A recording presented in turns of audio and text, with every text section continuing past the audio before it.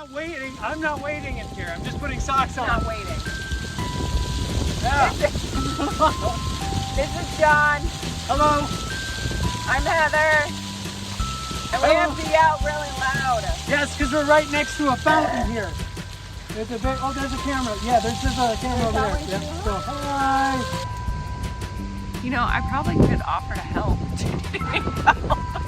Now it occurs to you?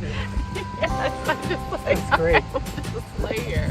There's a big fountain. It's a beautiful day here in Fargo. It really is. I biked here. I drove in an air-conditioned car. So you had talked about how being an artist and being neurodivergent are supposed to go together, how you can marry those two, I suppose, aspects of yourself or your personality. And that's something that I can talk about. I mean, when people ask me what my motivation is for doing something, or what inspires me, right? Or what the message is of the work that I'm working on. And it's like, I don't have a message, I just made something.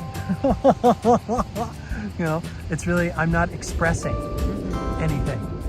So before you were diagnosed, did you have a sensation, or did you have an inkling or an awareness that your experiences were different than some of your classmates?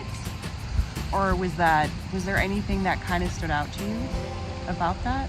Oh yes, like classmates, I mean, I suppose that was the beginning of me finding out just how different I am, because classmates would ask me, like, how can you be so smart about this but not understand that? You know, how can you know? Like, how can you be so creative?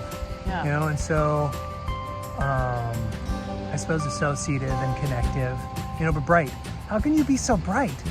You know, and then not know, like, when I look at you this way, this is what I mean. You know, how do you not know that when I say this way, this is what I mean? Okay. You know, or when that person, you know, is doing this, that you're being taken advantage of. How do you not know that? You know, it's like, my response would be, I don't know. You know, wow, that just landed right here. Oh, that's great. So yes, it was just lots of conversations, people asking questions, kind of like, why don't you understand this? Why don't you know that? Yeah. You know, and then me, I suppose starting to feel out of sorts. But what I had found out was, yes, I was experiencing overload. Okay, it was overstimulation into overload. It was sensory, it was emotional, it was psychological. It was all of it all at once, and I didn't know how to make sense out of it. And so I just started to try and find out. Well, I succeeded in finding out how to make sense out of all of it, and that took years. Those years of trying to find out and succeeding in finding out, okay, why am I different? I mean, the question really was, like, what's wrong with you?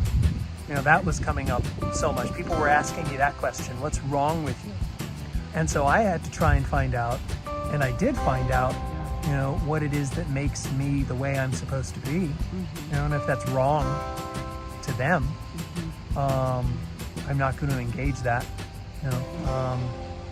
But yeah, so it was books, it was articles, specialists, doctors, clinicians, organizations, agencies, friends of friends, strangers, you know, people who just noticed something about me. I just opened the door to everything, every perhaps like potential conversation or potential discussion, you know, or path that could lead me to some sort of answer.